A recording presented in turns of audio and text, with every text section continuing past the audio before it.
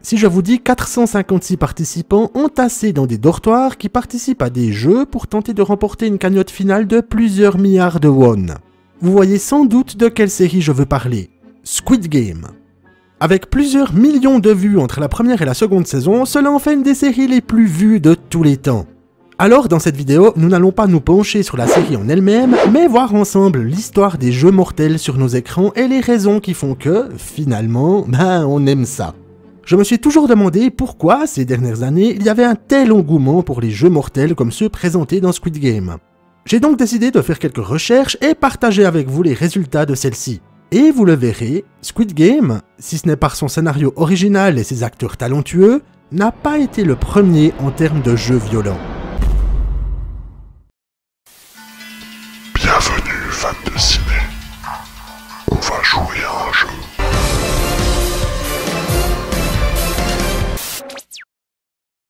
Les premiers jeux mortels.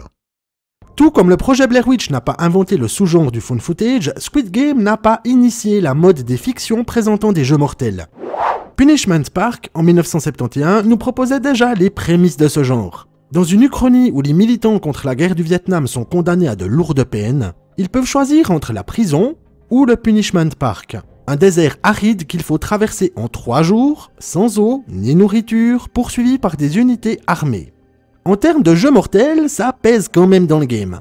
L'année 1975 nous offre la course à la mort de l'an 2000 où une course automobile à travers les États-Unis permet aux participants de percuter des piétons pour augmenter les points. Et la même année, Rollerball, ou dans un futur dystopique, une compétition violente et mortelle mélangeant le patinage à roulettes, la moto et le football américain, permet aux nombreux spectateurs de purger la violence qu'ils ont en eux en assistant à ce sanglant spectacle. En 1987, Running Man fait son apparition au cinéma. Avec Arnold Schwarzenegger dans le rôle titre, le but est ici de survivre à des jeux mortels, diffusés en direct à la télévision, tout ça pour échapper à la prison. Et n'oublions pas Cube en 1997, où un groupe de personnes se retrouve piégé dans une structure labyrinthique en forme de cube remplie de pièges mortels. Comme quoi, les jeux mortels sur nos écrans, ça ne date pas d'hier. Il y a pourtant eu un tournant, et celui-ci est arrivé en 2000. C'est une fille qui a gagné. Regardez, elle s'approche. Elle sourit. Elle sourit. Incroyable, cette jeune fille sourit. L'ère du gore et du psychologique. Battle Royale, sans doute l'un des concepts de jeux mortels les plus connus. Des lycéens se retrouvent coincés sur une île où ils sont contraints de s'entretuer. Jeu de survie implacable, acteurs incroyables, musique d'ambiance génialissime, on atteint le concept du jeu mortel par excellence, le tout sur un fond de critique de la société et du conflit entre les générations. À partir de là, la survie ne dépend plus uniquement de la volonté ou la force brute, mais inclut également des choix moraux et des notions de stratégie.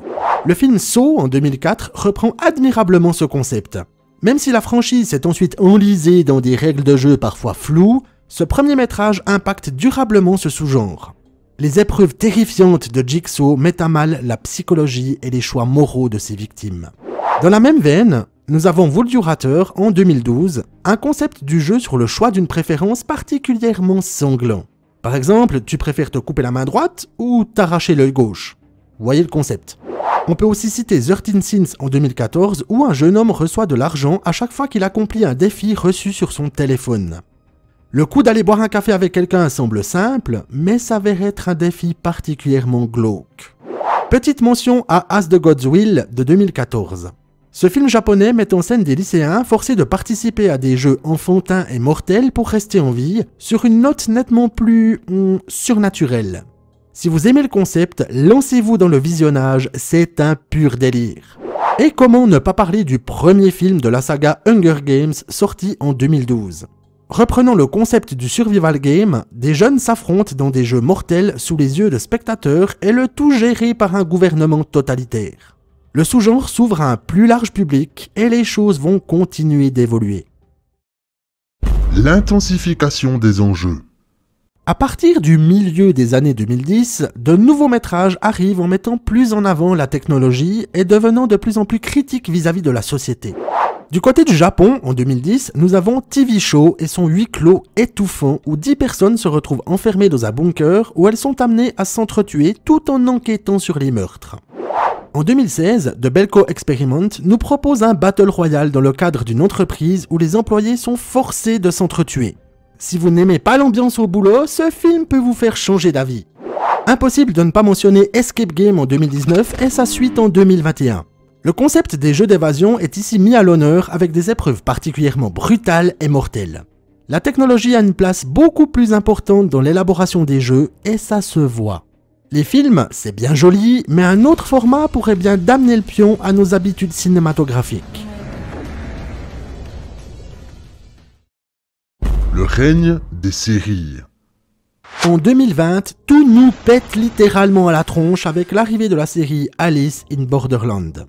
Une série où des jeunes sont coincés dans un monde parallèle dans lequel il faut participer à des jeux pour conserver son visa et ne pas mourir.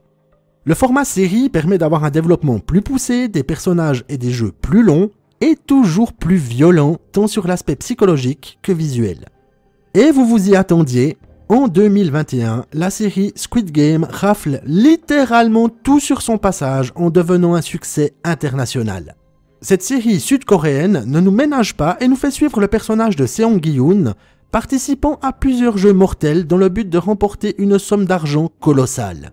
La saison 2, sortie en 2024, n'est pas à la traîne, loin de là. Ce que l'on peut dire, c'est que depuis 2020, la mode des jeux mortels s'est transposée dans les séries. Avec plus de durée et la possibilité de nous balancer des twists à chaque épisode, c'est le format idéal pour captiver les spectateurs et les tenir en haleine, même plusieurs années entre deux saisons.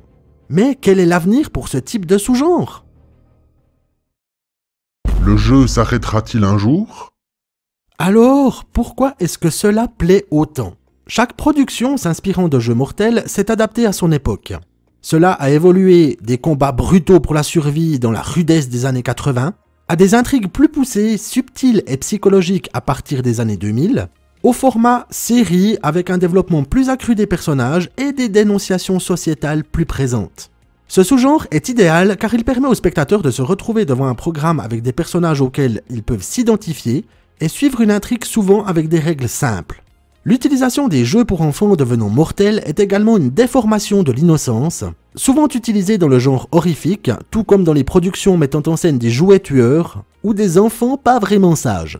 Squid Game, même s'il nous présente des jeux dont nous n'avons pas forcément connaissance, fonctionne car la série surfe sur une simplicité de sa structure tout en renforçant la psychologie de ses personnages, les faisant évoluer de manière simple et fluide. Au final, si nous aimons ce type de série, c'est surtout car il s'agit d'un retour aux années où les jeux télévisés, encore bien présents, arpentaient nos écrans et passionnaient les foules. Ben oui, certains d'entre nous doivent se souvenir d'Interville.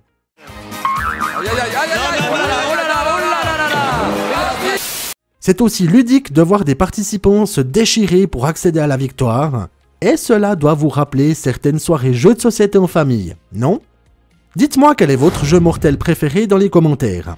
Personnellement, il y a un film que j'aime énormément et qui présente admirablement bien cela. Il s'agit de Live, sorti en 2007.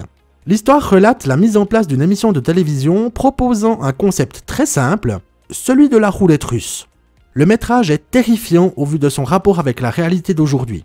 En tout cas, pour ce sous-genre, le jeu ne fait que commencer. Merci d'avoir suivi cette vidéo et fans de ciné, je vous dis à très bientôt et bien entendu, bon visionnage.